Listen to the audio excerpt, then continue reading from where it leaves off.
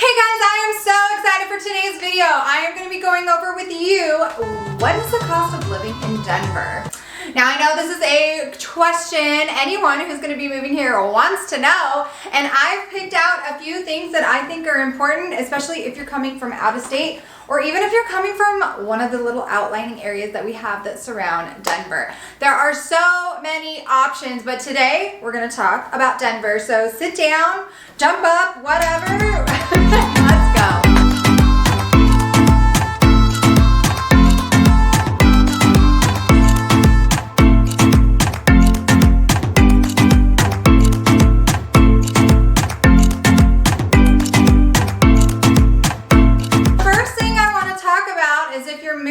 Denver, what is the average sales price right now for May 2021? We are looking at $664,000, which is the average sale price for a single family home in Denver. For the month of May, listings were actually down by 11%.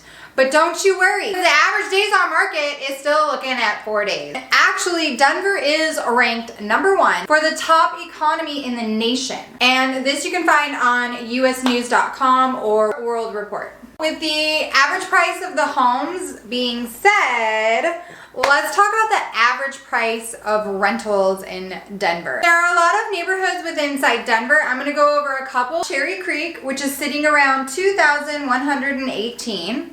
You have downtown Denver, which is sitting around $2,088. You have the Highlands, which is sitting at $2,059.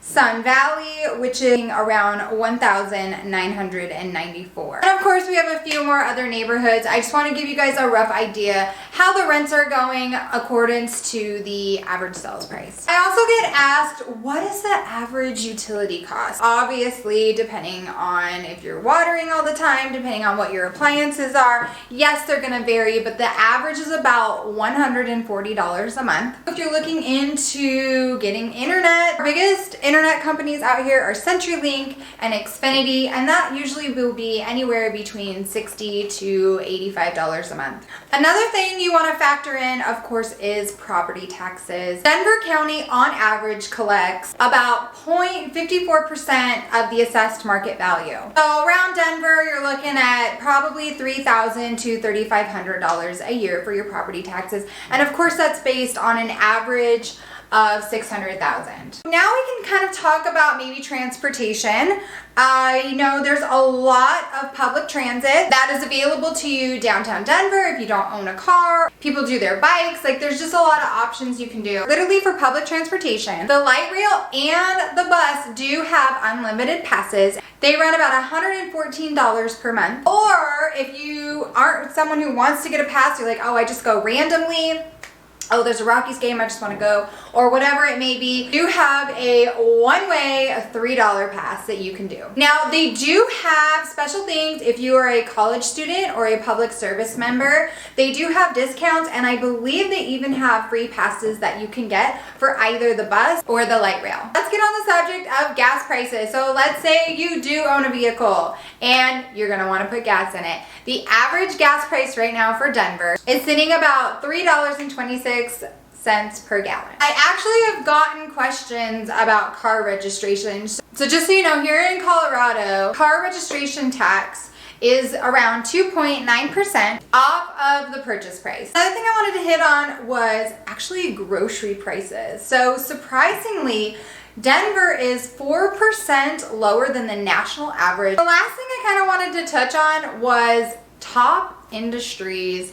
As in, if you're someone who's looking to move here or looking in, there are so many opportunities that house within Denver. It has grown significantly in the last 10 years. Some of the top industries and companies include tech, aerospace, agriculture, coarse marijuana, and casual concept businesses that are headquartered right here, including Qdoba, Noodles and Company, Smash Burger, just to name a few. And actually, just this last September, anyone here is an In-N-Out fan, we got our first In-N-Out. They did open one in Colorado Springs, but they did open one right here by Buckley Air Force Base, and they are building a second location I believe in Westminster, which is north of Denver. Okay guys, and literally that is it. I just wanted to throw a little bit of information out there.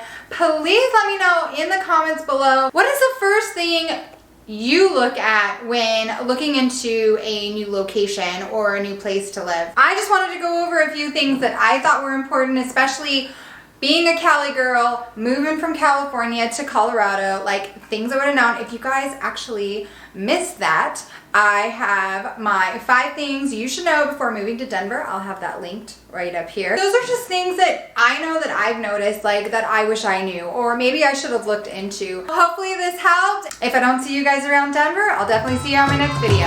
Bye.